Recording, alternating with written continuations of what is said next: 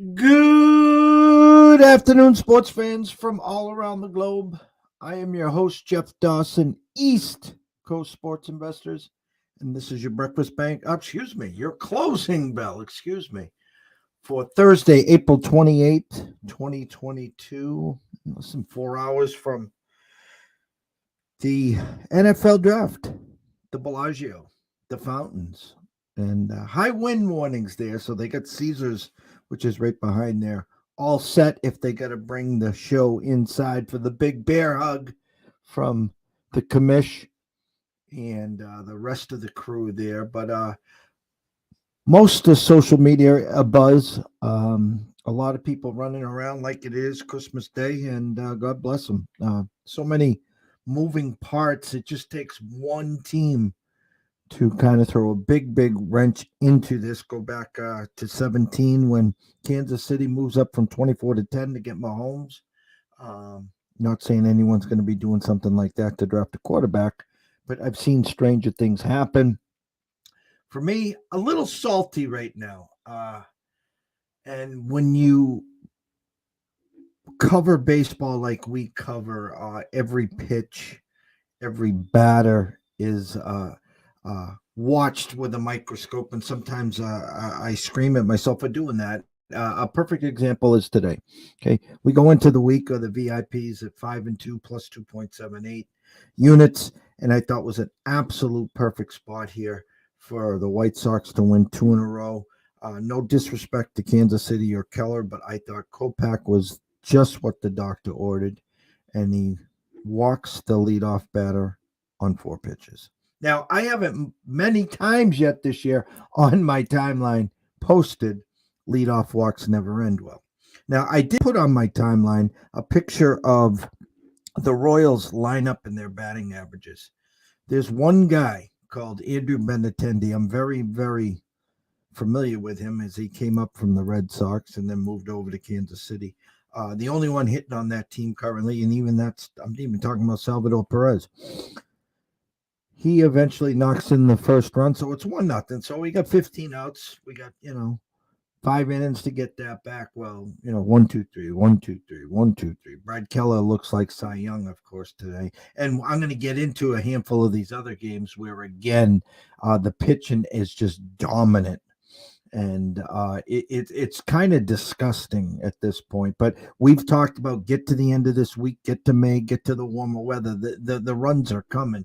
And if you're sitting there holding a New York Yankees first 5 ticket with your chest out and looking for the duck boats and parades, go get a lottery ticket. Okay, you did squat for 5 damn innings. The Baltimore gave you 3 damn errors, and you pushed a handful of runs across to get that. But anyways.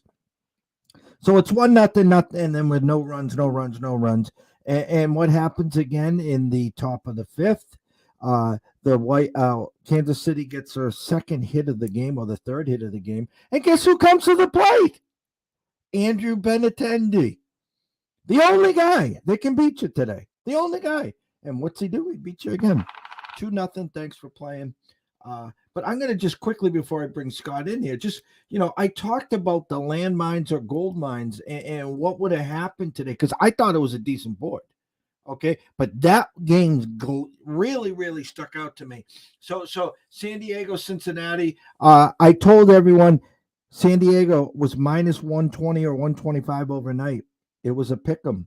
If you'd been riding against Cincinnati or been riding the Padres, they hold on. They win 7-5. Had no good feel in Milwaukee, Pittsburgh. I would have said only way you could get in there is first 5 minus the hook. They win 3-2. I talked about Zach Wheeler got us last time in the bottom of the 5th, the top of the 5th. Today he had a 3-0 lead. Well, if you weren't watching the game, he had 2 guys on. It was getting a little tight there. He got through that one, and they go on to win 7-1. Miami, I like Miami today. They hold on and win 3-2. I talked about the Yankees, Baltimore, the gift that keeps on giving. Tampa comes back or wins 2-1. Minnesota and Ober dominating Skubal, and Ober did leave the game. I guess he was injured. If you played Houston, first 5 minus the hook, Verlander gave up 1 hit. Martin Perez, who me and Scott have talked a lot about. He can pitch sometimes. Guess what? He had a perfect game going through 6. 2-1 now, Kansas City. Toronto 1-0. Cleveland and the Angels just starting. So there's my vent. But listen, guys, if you're not tough-skinned, if you can't handle the heat, we're only in April. Here comes May and June. Wait till the real dog days of summer in baseball. Here, we're 5-3 plus 1.58, and I'm breathing venom right now. I am fired up. Fired up. It is mind-boggling. Anyways, let's bring him in. Mr. Scott Webb. Afternoon, Scott. How we doing there, Jeff? I think we need to discuss these first 5 innings for a minute. Just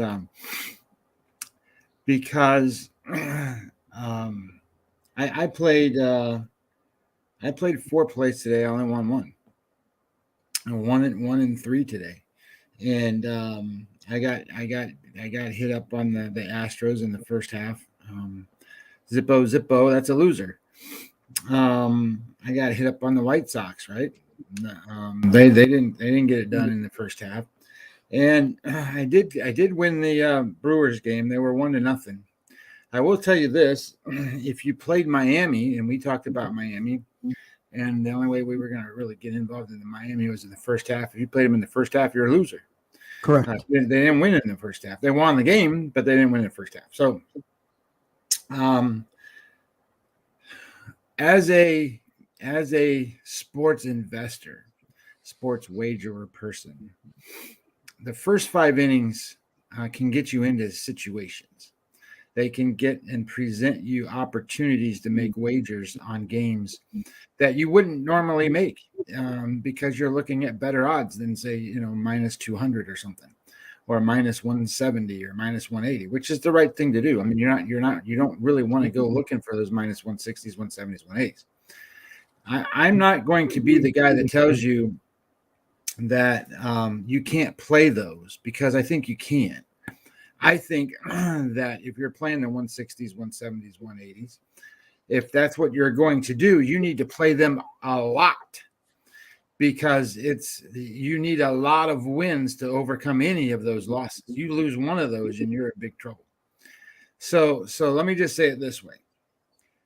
The first 5 innings are a sports book's best friend in a lot of ways, because people tend to use that bet to get into games and not think through the game.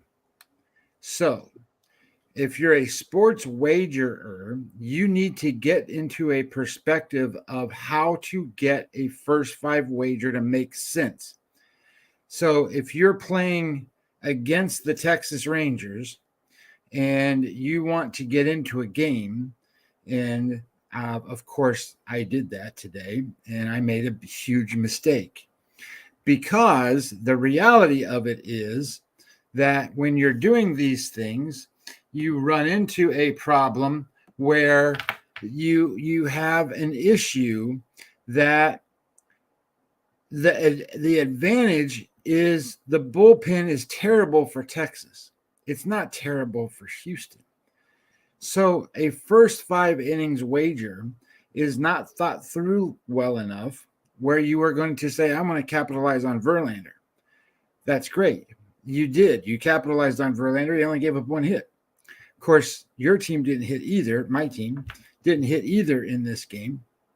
So then as soon as they get him out of the game, the score right now is 3-1. As soon as the starting pitcher is gone for Texas, Houston's got 3 runs. And that's the difference in trying to understand how to play a first 5 or not a first 5. You have to have a different reason than the odds. It cannot just be about the odds. It has to be another reason. So, for example, maybe you want to bet on the Texas Rangers, and this is a spot where you want to bet on them. Well, by God, you better be betting first 5 on them because you're at a total disadvantage on the backside. So there's a specific thought process you should go through, and that process is in the first 5 innings, who's got the starting pitching edge, right? And then in the backside of the game, who's got the edge on the bullpen? And then is there a full game edge or is there not? So if you're a and I fell right into the trap today. Only with the one game. I was okay with what I was doing with the White Sox because I didn't want to play the White Sox bullpen. But that specific game, and I was okay with Milwaukee too. But that Houston game was a mistake. We shouldn't have bet at first 5. We should have bet at full game, and the reason is, and we would have had to take the 1.5 as opposed to the other number. But the reason for that is simple. We have the edge when it comes to the bullpens, and we need to allow ourselves the opportunity to take advantage of the edge. And if you don't do that, you're short-sighting yourself. The reason why a first 5 is should be bet as opposed to a full game.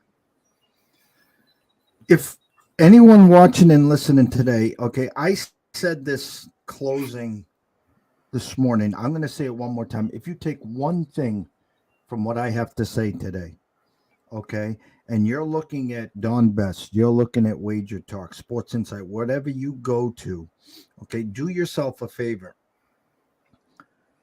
Before you go to bed, take a look at the odds. Take a look at the overnight odds, okay? Make a note. Take a snapshot on your cell phone or whatever, okay? When you wake up the next morning, if you see a team that was favored and you wake up in the morning and they're underdogs, please highlight that game. They're coming in at around 75, 80% clip right now. And that was shame on me for not just riding San Diego out one more time. And it's not to be the dead horse right now, Cincinnati. They're coming. They're coming. And it looked like, again, Male was set up in a pretty good spot, okay? They've won 3 games. So I'm not here to beat up on the Reds, the Orioles, or Scott is the same way. We're not here to beat those teams up. We specifically look for edges, opportunities, okay? I do it one way. Scott does it another way. I had spoke how I got burnt by Verlander and Wheeler on Friday and Saturday. I wasn't going to happen to me today. Well, if I played them both, I would have lost juice because Wheeler came through and Verlander didn't on the first 5. Okay. And Wheeler was 1 pitch away from not coming through again in the first 5. So the frustration that I have is more, I think some of these offenses, and we've talked and I understand it. It's coming. It's coming. But I like first 5s when A, I have a pitching edge, and B, I talk about flipping the batting order and getting the top of the order up for the 3rd time. It's the 3rd time they've seen this pitcher now in the first 5 innings. Okay. When you can't even get through the order twice through 5 innings, you're in trouble. Okay.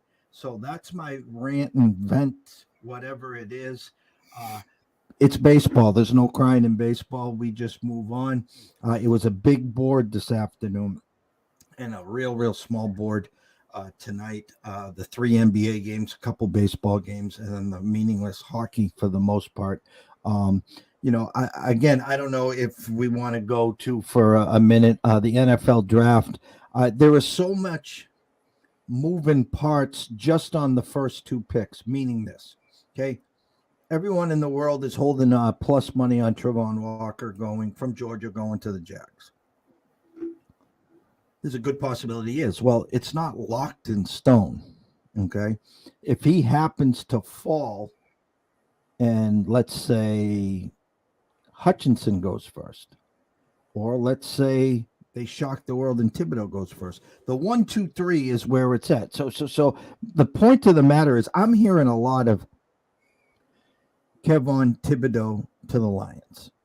Now, he's going to the Lions if Hutchinson goes first. Okay, that means that the Lions are passing on Walker. Okay, I'm hearing a lot of steam on the third pick that Stingley could be going to the Texans. But if Hutchinson or Walker's staring at him, then Stingley's not going to the Texans. So I think you guys are sort of catching my drift there. You know, I'm looking at a mock draft right now that has Walker 1, Thibodeau 2, Stingley 3, Hutchinson all the way to 4. And Ukawanu to the Giants at 5. Jamison Williams, the wide receiver from Bama, at 6. Now, that's the earliest I've seen him. I've seen him go to the Jets in their second pick.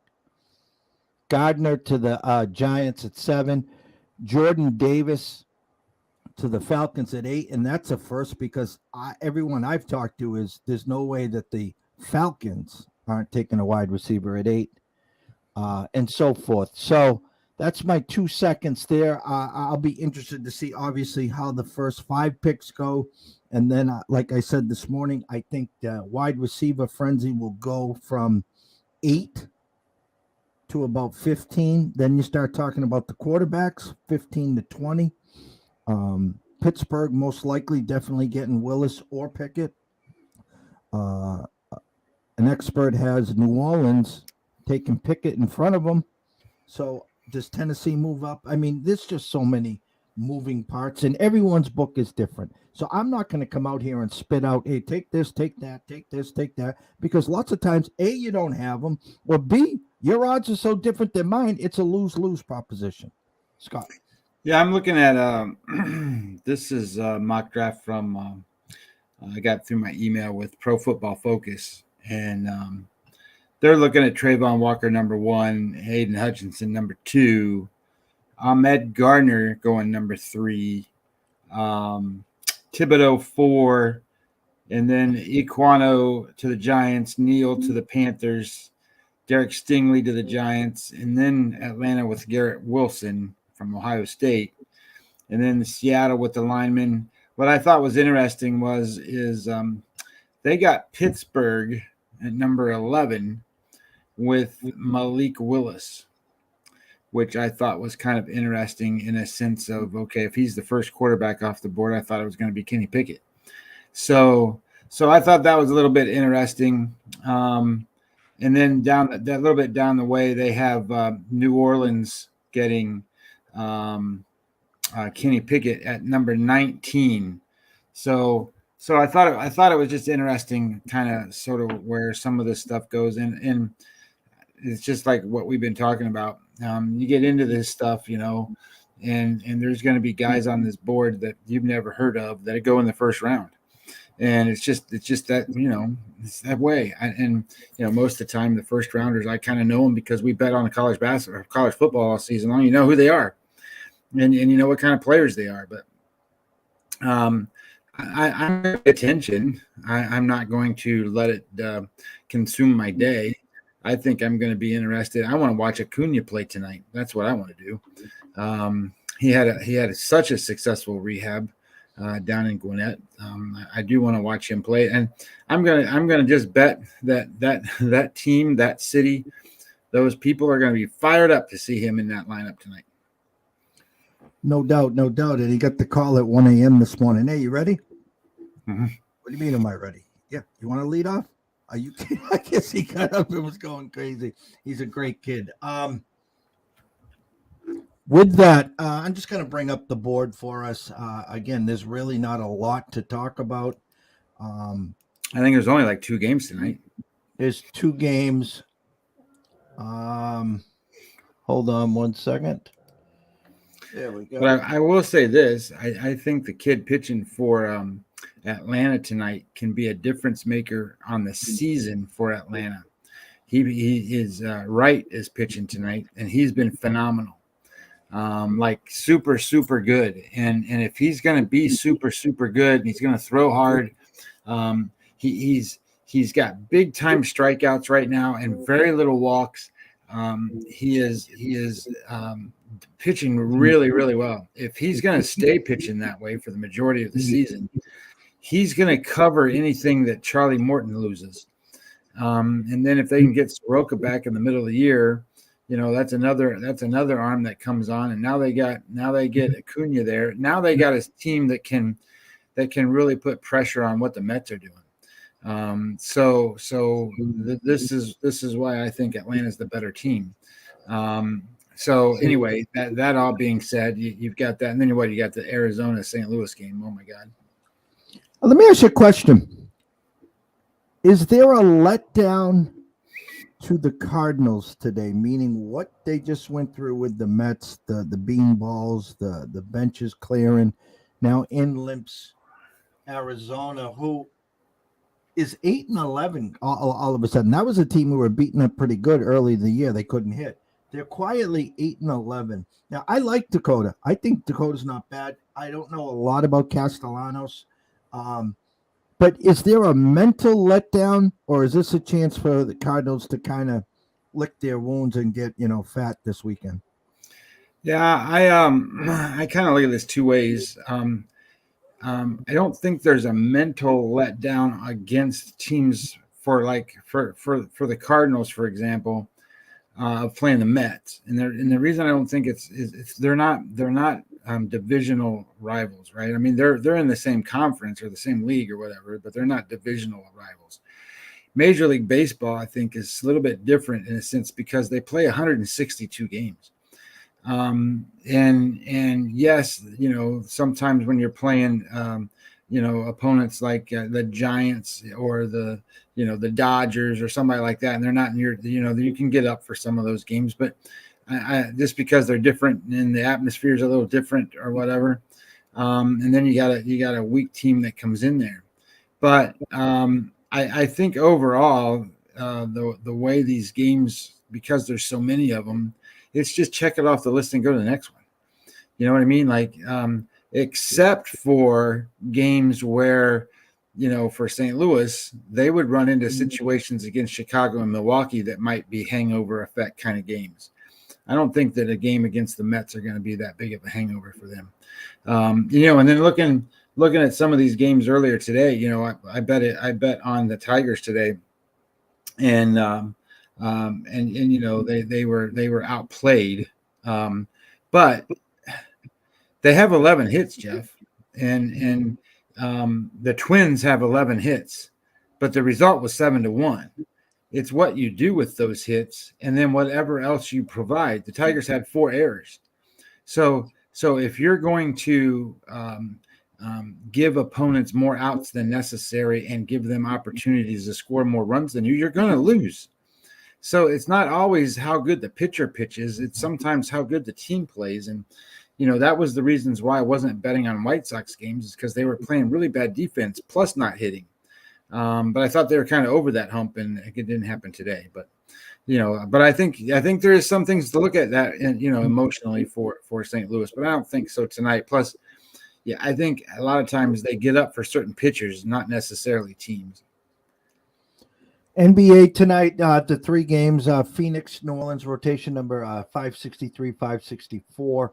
The Suns opened at 2.5, now are 2 in the Vegas Strip. DraftKings at 2.5.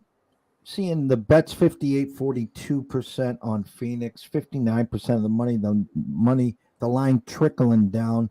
I think the Pelicans have a good fighter's chance early here. I could see them forcing a 7th game. I really could in this spot. Take it now to Dallas, Utah. We had Brady Tinker on earlier last week, and earlier this week. Geez, I'm losing track of days. And you thought the series was over, that they would win Game 5, which they did handily, and then just come in and take care of business. And yet Utah opened at 1.5. It's now a pick 'em.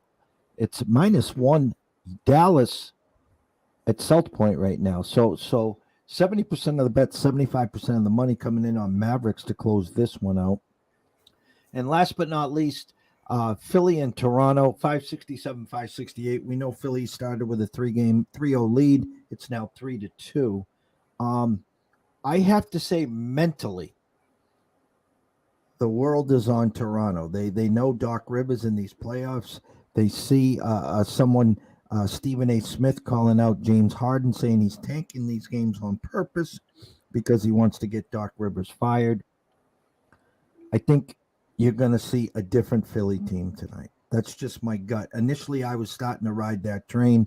Toronto's going to win this game, force a game 7, and, Philly's going to be tighter than a snare drum.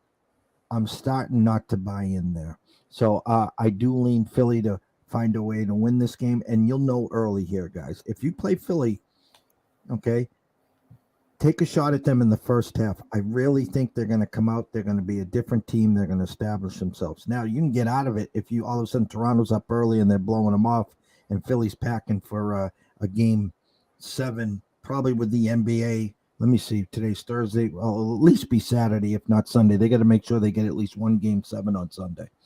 So that's that on the NBA. The 2 baseball games, Acuna's going to give them a boost. Wright's been pitching lights out, like you said. I'm not a big Smiley fan. I would definitely think Atlanta can get it done. Now, for me, I don't like to play home teams on run lines full games because we're already taking ourselves to 24 outs versus 27 guaranteed outs. So I'd try to sneak in at the first 5 here, take Wright minus the hook. Atlanta hopefully gets out early. And then I talked to Scott about the Arizona-St. Louis game. I think I'm going to pass on that game today and wait for the weekend to come there. Hockey, big slate, but again, they're just a lot of these teams playing out the season. There was really nothing that jumped out at me. Calgary is short favorite at home against Minnesota. Andrew this week talked about Calgary not playing out the season. They're still trying to win. I think it's a good spot for Minnesota. I think they can find a way to win today. Other than that, there's really nothing on this board. Vancouver opened up at 125, now 175. So something's going on over there. No, I couldn't play either side at this point there. So that's it. We got the draft today.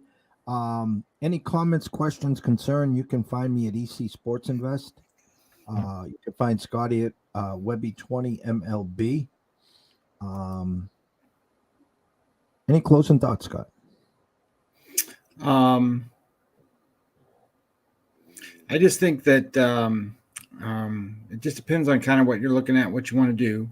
I think there's a lot of things in play. I think there's a lot of things coming up. You got basketball series, more different ones coming up, and maybe we can get in on some of those a little bit better than we did on the first ones. But then you got the hockey ones coming up. So, I mean, I love playoff hockey. And then, then we're going to start seeing stuff. I still say runs are coming in Major League Baseball, even though they didn't happen today. I will tell you this: the Colorado Rockies had 7 runs on 4 hits. That's not something that happens that often when you get more runs than you do on hits. So it's just some of these teams are playing bad baseball. I mean, the Rockies are playing bad baseball. So it is what it is, I guess.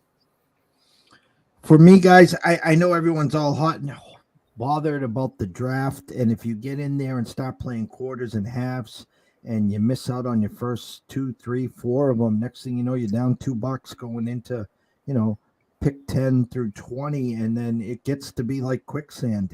And I was talking to a few people today, and again, we're up 1.6 units, 1.58 to be exact.